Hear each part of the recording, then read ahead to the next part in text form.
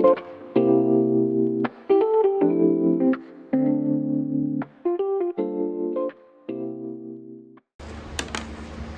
mga beshi ko! Samahan niyo naman ako ngayong magluto ng pansit bato.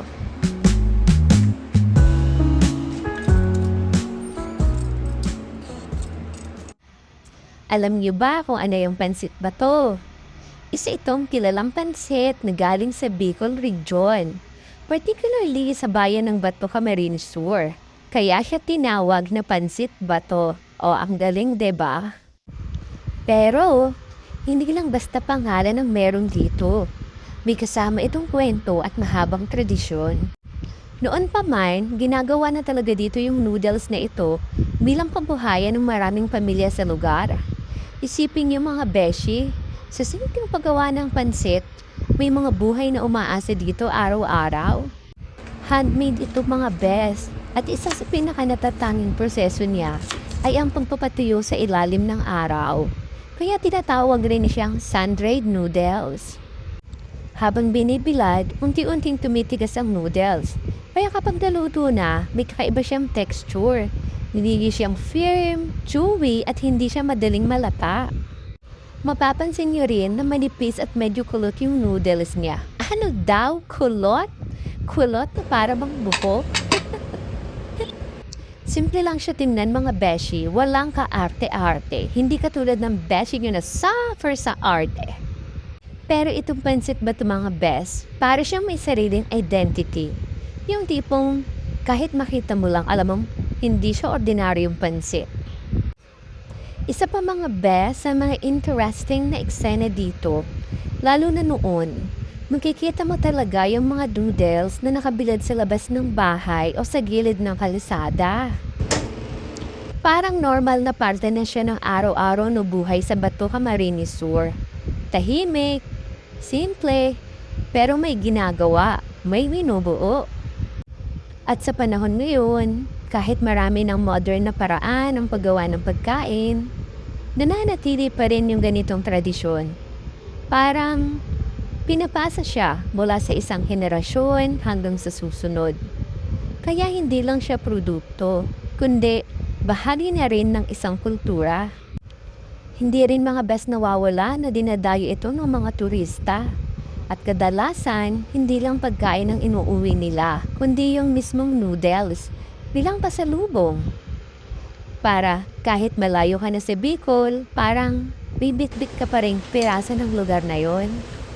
Sa totoo lang mga beshi, simple lang siya kung titingnan. Walang masyadong engrande, walang komplikado. Pero minsan, doon mo mas na-appreciate yung mga bagay na tahimik lang, pero may lalim at may kwento pala. Kaya kung mapadpad kayo mga beshi sa Bicol, huwag niyong palampasin ng pansit bato. Hindi lang siya basta pansit. Paalala siya kung gaano kayaman ang kultura natin kahit sa pinakasimpleng paraan. Siguro mga bes, yun din yung kagandahan ng mga ganitong kwento. Kahit hindi mo mismo napuntahan, parang nagiging pamilyar pa rin para sa'yo. Ano mga beshi, agree ba kayo?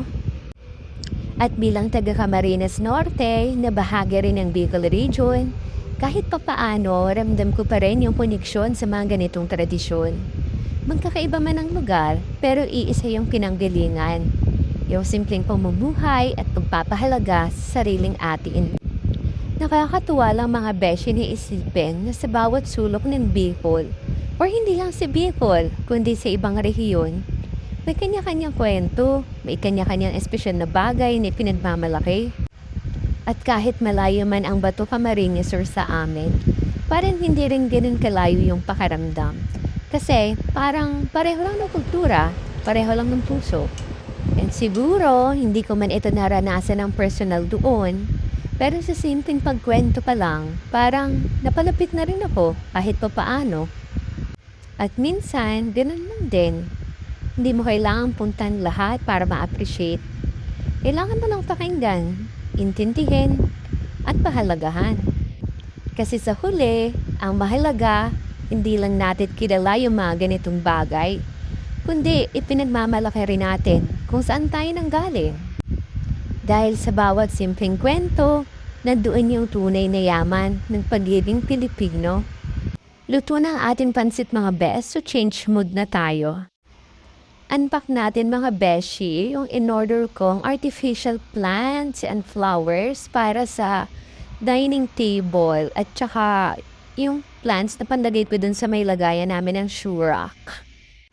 Shoe cabinet pala mga beshi, sorry naman. So ay yung pink na yan mga bes, panlagay ko yan sa aking dining table. Papalitan ko na yung mga dried flowers ko na nakalagay doon. Kasi nung nauso yung mga dried flower, so lahat ng bulaklak talaga sa bahay, mga dried flowers siya. So habang tumatagal kasi, napansin ko na ang pangit niya, bumapangit siya. Kaya unti-unti ko na siyang pinapalitan ngayon. Ilagay na natin mga beshi yung dahon ng ating artificial palm plants sa kanyang mga stem. 18 leaves nga pala mga beshi, itong pinili ko. May option ka naman, 12 and 18. So parang feeling ko kasi mas maganda yung 18 para medyo makapal siya. So ayan, hindi pa ako mga beshi umorder ng pot kasi hindi ko hindi ko matansya yung laki ng pot. So hahanap lang muna ako dito ng mga jar o kung ano man na pwede kong paglagyan pangsamantala para magamit ko siya. So, ayan siya mga beshi. Maganda rin naman siya, di ba? Ito naman mga beshi, yung flower ko sa aking dining table. Ayan. Maganda siya dati mga bes. Pero ngayon, ang super tsaka niya na talaga. Kaya ayan, umorder na lang ako ng mumurahin sa TikTok. Yung kulay pink and white. Iayos lang natin kung paano.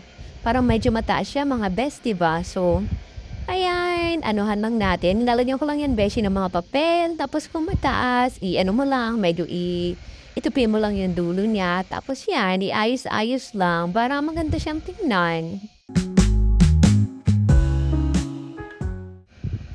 Itong extra leaves na binili ko mga beshi, 4 pieces siya, 4 stand siya. Actually, hindi ko pa alam kung saan ko siya ilalagay. Basta umorder lang ako, baka may mapagamitan ako. Check na lang natin kung saan siya pwede. Ano ba yan? Ayaw naman magpaalis ng rubber band. Nakakainis. Super naiinis na talaga ang beshi nyo. Ayaw niya talaga mga beshi. Tingnan mo, napakakulit niya. Ba't ayaw niyang matanggal? Pinahihirapan niya ako. Diba? Naiirita na talaga ako mga bes. Ano ba? Ba't ayaw mo? Ayaw mo magpaano ayaw na maghiwa-hiwalay? Kailangan yung maghiwa-hiwalay. Hindi pwedeng lagi na lang kayong magkakasama. Hindi tama yan. Finally, natanggal din mga beshi. So, itry natin siya. Hindi siya maganda mga beshi. Itry natin dito sa isa kong flower na binili dun sa yellow. Pero ngayon, lagyan muna natin mga beshi ng crumpled papers yung ating base. Actually, natutunan ko yung paglalagay ng mga crumpled papers sa vase din sa mother ko. Hindi yung paglalagay ng maraming flowers sa loob ng bahay, ng mga artificial flowers and plants. Natutunan ko yan sa mother ko. Kasi mga bes, nung bata pa kami, naalala ko, yung bahay namin, as in ang dami niyang bulaklak sa loob. Sa loob, sa labas, mga artificial flowers and plants. Marami talaga. Yung pagpasok mo pa lang from doon sa terrace, sa tigkabila ng pinto, na-imagine mo ba, niyo ba mga beshi yung sinasabi ko? Yung sa tigkabila ng pinto, sa magkabilang gilid, may plants doon. Tapos pagpasok mo sa parang bawat kanto, may mga bulaklak rin doon. Tapos sa center table, may bulaklak. Tapos sa ceiling, meron din. As in, kahit saan ka lumingon mga beshi, may makikita kang bulaklak sa loob ng bahay. Ganon yung kinalakihan ko. Kaya kahit wala na ako din sa amin, sa bahay namin sa Bicol, may sarili ng bahay or nag-apartment, parang dala-dala ko yung ganun mga beshi. Parang hinahanap siya ng mata ko na kailangan pag tumingin ako dito, may bulaklak. Pag tumingin ako sa kabilang side, dapat meron. So, ganun pala yung mga beshi, no? Talagang madadala mo yung mga bagay na natutunan mo nung bata ka pa, nung maliit ka pa. Hindi mo talaga siya yung basta-basta may iwan. Hindi mo siya basta-basta makakalimutan. Kaya ngayon mga beshi, pag nakita mo itong kabuuan, itong bahay, yung bahay namin dito sa Cavite, makikita mo talaga, kahit sa ang sulok at tumingin, may bulaklak talaga. Kahit nga mga beshi sa CR, meron. At syempre, hindi papakabog ang CR natin mga bes. Kailangan may bulaklak rin doon. O, yung hagdan natin, meron din tayo mga bulaklak doon. Mga sunflowers ang nakalagay doon mga beshi. Meron tayo sa ibabaw lahat. As in mga bes, sa bawat sulok na eh. As in, bawat sulok ng bahay na to, may makikita kang bulaklak. So, ayan mga beshi, patapos na. Pero lagyan pa uli natin siya ng konting crumpled paper kasi parang, ano pa siya eh, parang maluwag, parang gumagalaw pa siya dun sa vase. And then, iayos lang natin siya, i-arrange natin siya ng konti. Ano lang mga beshi, simple lang. Paghiwa-hiwalayin lang natin siya kasi masyado siyang dikit-dikit. So, ihiwalay lang natin siya. Yung mga white, sa mga bandang gitna natin siya ilagay. Tapos yung mga pink sa gilid, sa palibot ng white, ayan. Hiwa-hiwalayin lang natin siya ng konti. O, ayan, di ba? O, ganda na siya, di ba, mga beshi? Sino magsasabi na mumurahin lang yung flowers na yan natin? O. Ayusin naman natin mga beshi, itong ating yellow orchids. Medyo disappointed lang ako dito mga beshi kasi maliit pala siya. Ilalagay ko pa naman siya dun sa kanto sa may coffee condiments. Coffee condiments pa ang tawag doon. I don't know mga beshi. Basta yung mga jar na pinaglalagyan ko ng mga coffee, creamer, sugar. Dun sa part na yon, kailangan kasi may bulaklak doon. Eh, akala ko, okay na yung laki nitong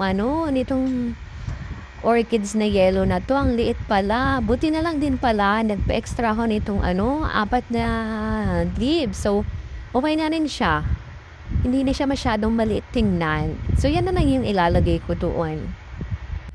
Ang isa ko pa palang problema dito mga beshi is, ang gaan niya. As in, super gaan. Parang masagi mo lang siya konti, matutumba na siya. Eh, syempre, araw-araw ka namang kukuha ng coffee, ng sugar, di ba? So, pasagin mo lang siya ng konti. Pambalade, lading laglag, Diyos ko naman. Hindi naman pwedeng ganon. So, sige, gawa natin ng paraan. Pabigatin na lang natin gamit itong mga leaves na to. Bahala na kung paano. Basta ang importante, malagyan natin ng bulaklak doon mga beshi.